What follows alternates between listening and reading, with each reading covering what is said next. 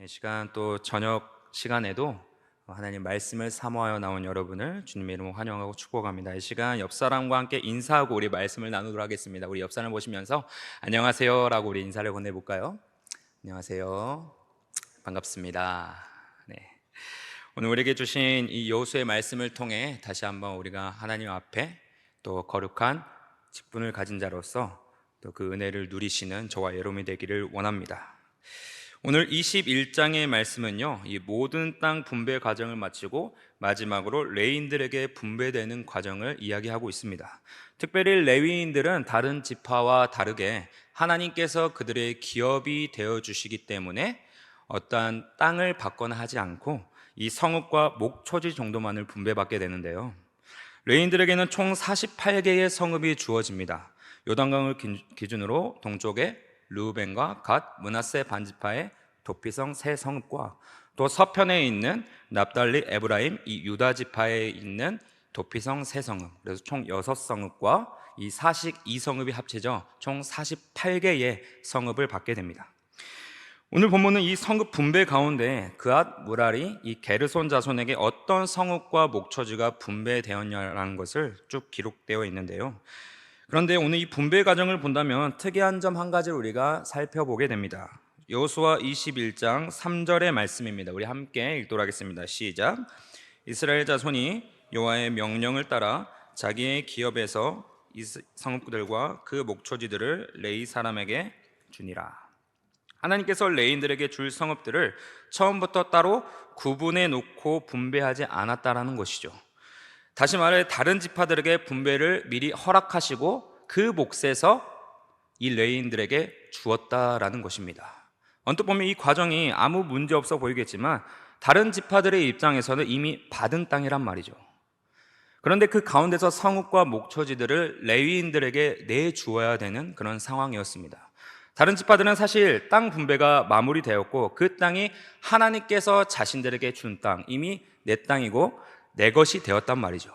그 상황에서 다시 레위인들에게 내어줘야 되는 상황에 있어서 어쩌면 이 레위 지파와 다른 지파의 관계가 그렇게 원만하진 않을 뿐더러 애매하고도 껄끄러운 관계가 될 수도 있었다라는 것입니다. 그런데 사실 이 레위인들이 받은 몫을 이미 민수기에서 모세가 언급했던 적이 있죠. 민수기 35장 6절과 8절의 말씀 제가 읽도록 하겠습니다. 너희가 레위인에게 줄 성읍은 살인자들이 피하게 할 도피성으로 6성읍이요 그 외에 42성읍이라. 너희가 레위인에게 모두 48성읍을 주고 그 초장도 함께 주되 너희가 이스라엘 자손의 소유에서 레위인에게 너희가 성읍을 줄 때에 많이 받은 자에게서는 많이 떼어서 주고 적게 받은 자에게서는 적게 떼어 줄 것이라. 각기 받은 기업을 따라서 그 성읍들을 레위인에게 줄지니라. 처음부터 다른 지파들처럼 따로 떼어서 레위인에게도 허락하셨다면 굳이 서로 눈치 보지 않을 수 있었을 텐데 왜 하나님께서는 이런 복잡 미묘한 방법을 우리에게 보여주시느냐라는 것이죠. 그런데 이 부분을 깊게 들여본다면 서로 엮어질 수밖에 없는 어떠한 영적 원리를 우리에게 가르쳐주고 있다는 것입니다. 먼저는 내 것이지만 내 것이 아닌 이 신앙의 원리를 오늘 말씀을 통해 보여주고 계신다는 사실이죠. 주신 이가 누구신지를 알아야 하며 이 소유의 진짜 주인이 누구신지를 바라보라라는 것이죠. 하나님께서 이러한 원리를 오늘 그들에게 보여주신 까닭은 땅 분배라는 마지막 과정에서 또 하나의 깊은 영적 훈련을 그들에게 허락하신다라는 사실입니다. 이 부분을 보면서 문득 욥의 고백이 생각났습니다. 주신 이도 여호와시니요 거두신 이도 여호와시니라.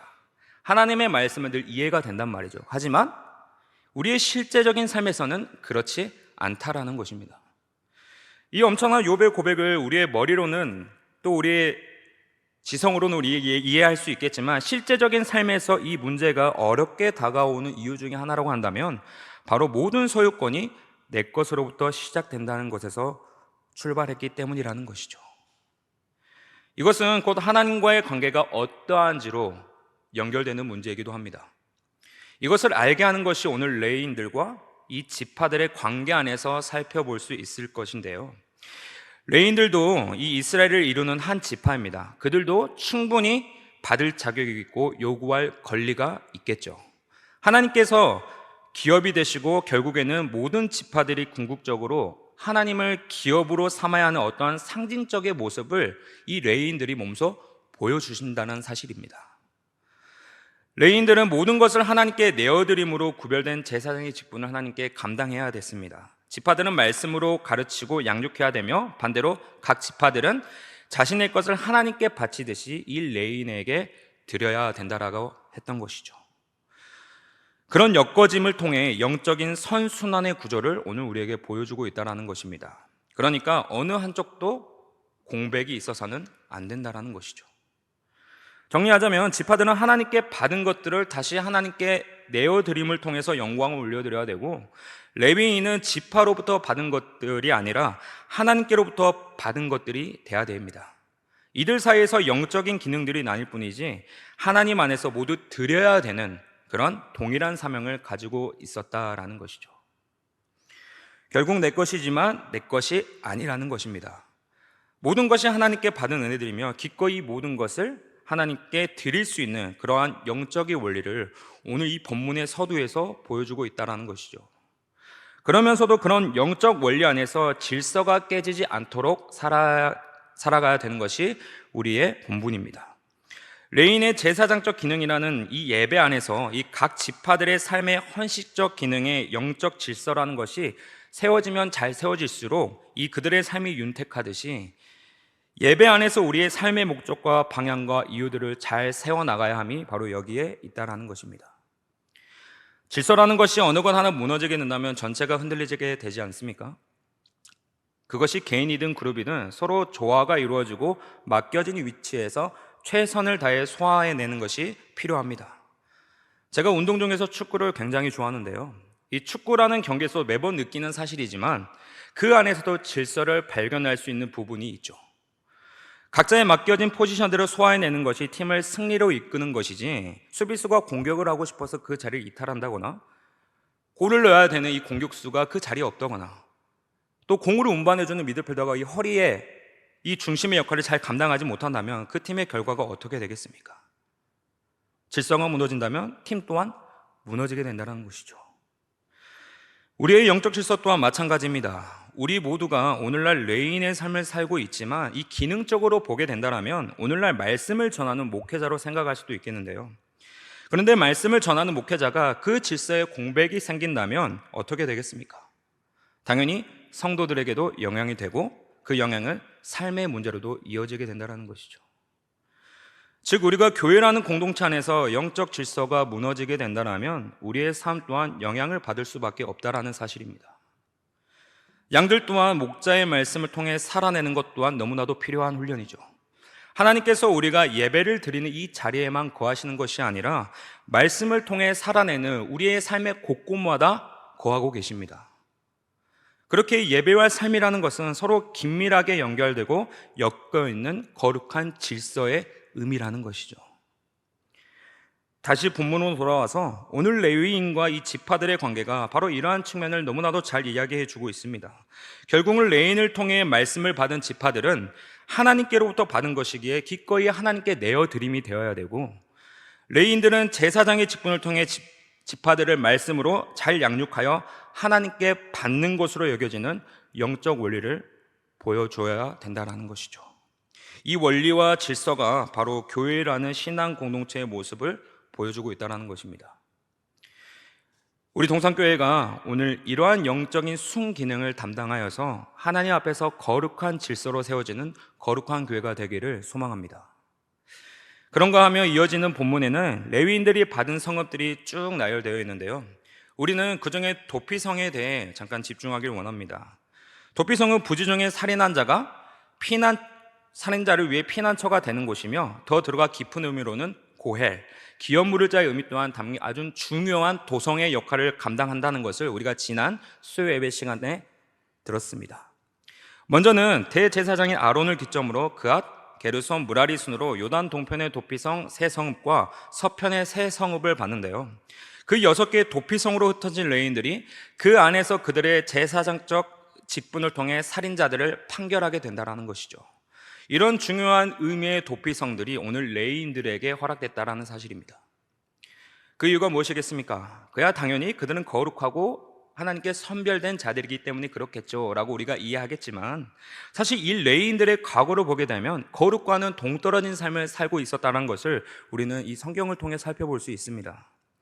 우리는 이 레위에 대해 두 가지 축복의 내용을 알고 있습니다. 하나는 창세기에서 언급하는 이 야곱의 축복과, 또 하나는 신명기에서 말하고 있는 이 모세의 축복이죠.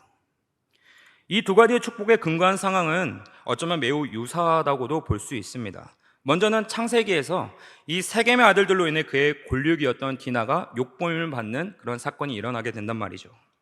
이에 시므온과 레위가 분을 참지 못하고 그들과 약속을 했었는데 그 약속을 깨고 세겜 지역을 처참히 몰살하게 하는 그런 사건이 일어나게 됩니다.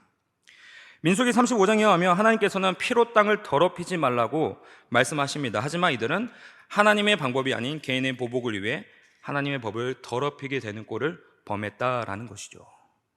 이에 창세기 49장에서 야곱은 그 일에 가담한 레위에게 폭력의 도구라고 이야기하며 축복보다는 저주에 가까운 말을 그의 유언으로 남기게 됩니다. 그런데 시간이 흘러 출애굽기 33장을 보게 되면 금송아지 사건이 일어나게 되지 않습니까? 레위인들이 동족 3,000명을 몰살하는 사건이 일어납니다. 마치 과거의 세겜 사건을 오마주하는 듯한 그런 상황으로도 우리에게 다가오게 되는데요. 이 두 개의 사건이 어쩌면 비슷한 상황으로 우리에게 보여지겠지만 하나님께서는 이 두 행동에 대해 다르게 평가하고 있다는 사실이죠. 출애굽기 32장 29절의 말씀입니다. 모세가 이르되 각 사람이 자기의 아들과 자기의 형제를 쳤으니 오늘 여호와께 헌신하게 되었느니라. 그가 오늘 너희에게 복을 내리시리라. 과거의 모습은 불쌍한 자신의 골육을 위해 분을 참지 못한 이 두 마음을 품은 레위였다면, 출애굽기의 모습은 그런 똑같은 실수를 범하지 않았다는 것입니다. 자신들의 골육을 위해 분을 참지 못하고 보복했던 그들인데, 지금의 상황은 그 골육들을 자신의 손으로 처단해야 된다는 것이죠. 이것이 그들에게 과연 쉬운 일이겠습니까? 그런데 이제는 다르다는 것이죠. 철저히 오직 하나님의 편에 서서 행동했으며 이들의 모습에 대해 모세는 여호와께 헌신했다라고 이야기하고 있습니다. 그 결과 그들의 축복이 어떠합니까? 신명기 33장 8절입니다. 레위의 대언이 일렀으되 주의 둠민과 우림이 주의 경건한 자에게 있도다. 폭력의 도구로 저주를 받았고 손에 피를 묻혀 경건함과는 거리가 멀던 그들을 하나님께는 범죄한 백성들을 치게 하심으로 이제는 하나님 편에서 거룩한 자로 다듬어 가시고 사용하시는 놀라운 은혜를 오늘 레위인을 통해 우리로 하여금 보게 하신다는 사실이죠. 그런 그들을 하나님께서는 오늘날 이스라엘 제사장직을 맡는 아주 거룩한 성직으로 사용하십니다. 그런 제사장들에게 이 도피성이라는 6개 아주 거룩한 도성을 책임지게 하시죠. 이제 그들은 제사장의 직분을 통해 그들이 각 지파로부터 받은 도피성으로 흩어져 이 살인자들에 대해 거룩한 판결을 내리게 됩니다. 그리고 판결에 의해 살인자 또한 자유가 허락되는 범위가 있었는데, 그것이 바로 율법에 의해 당시 관할하던 대제사장이 죽은 후에 자유를 허락받게 된다는 사실이죠. 이제 살인자였던 그들은 본래의 땅으로 자유를 찾아 돌아가게 될 것입니다.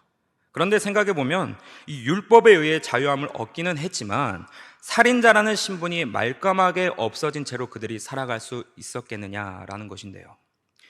대제사장의 죽음에 의해 자유가 된 몸이라고는 하지만 그의 신분이 어찌됐건 간에 살인자라는 것은 지워지지 않은 채로 무리 속에서 살아가야 되는 현실이 이제 그들 앞에 놓이게 되는 것입니다. 결국 제사장의 죽음이 그들에게 자유를 허락하지만 율법 앞에 그치는 자유라는 의미의 한계는 넘어서지 못했다라는 것이죠.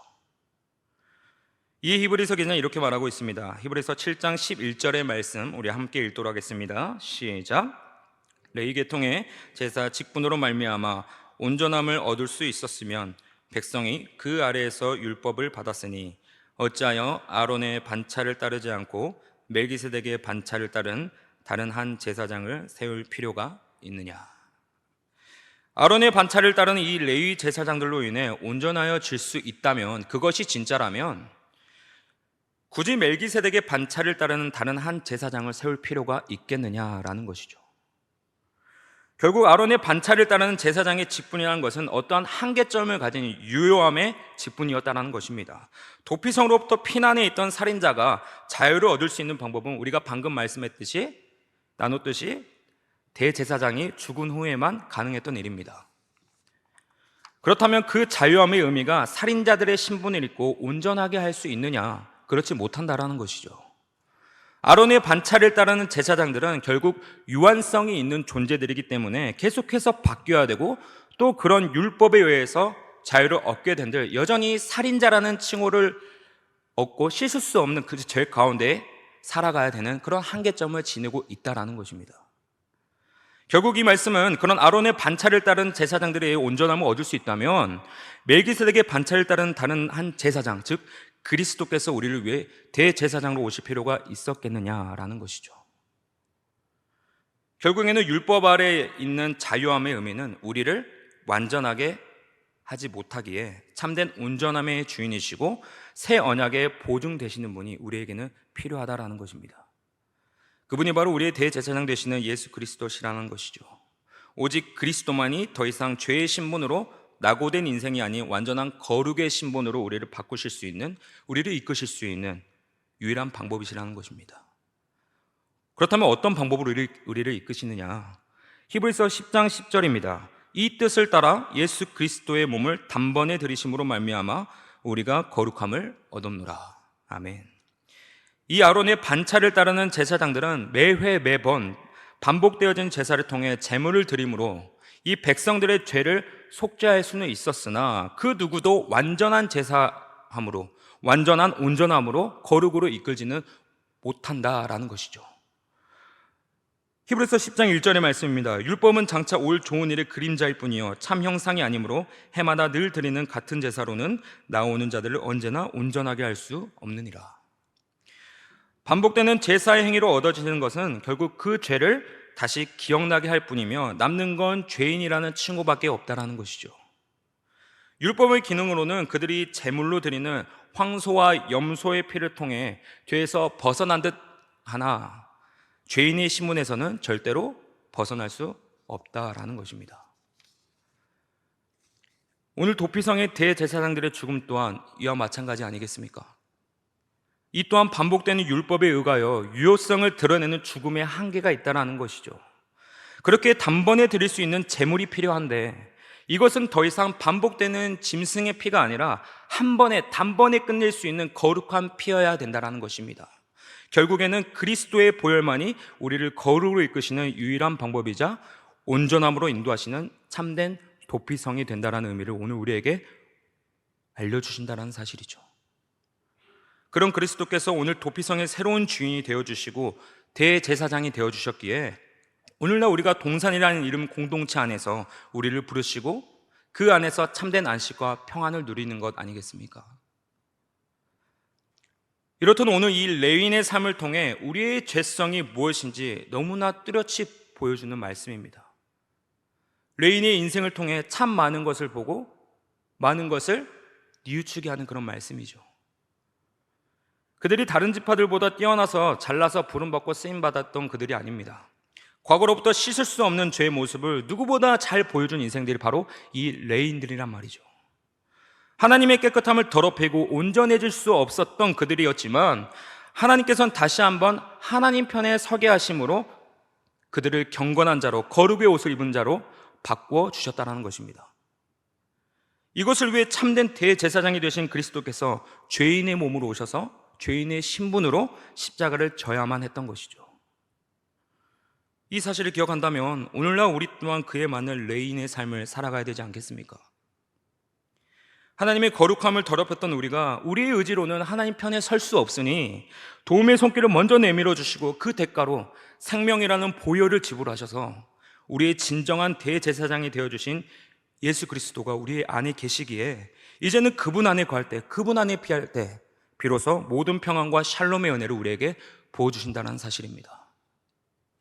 오늘 그 은혜를 받은 자로서 이제는 우리의 모든 것 또한, 우리의 모든 작은 것 또한 헌신할 수 있는 저와 여러분이 되기를 원합니다.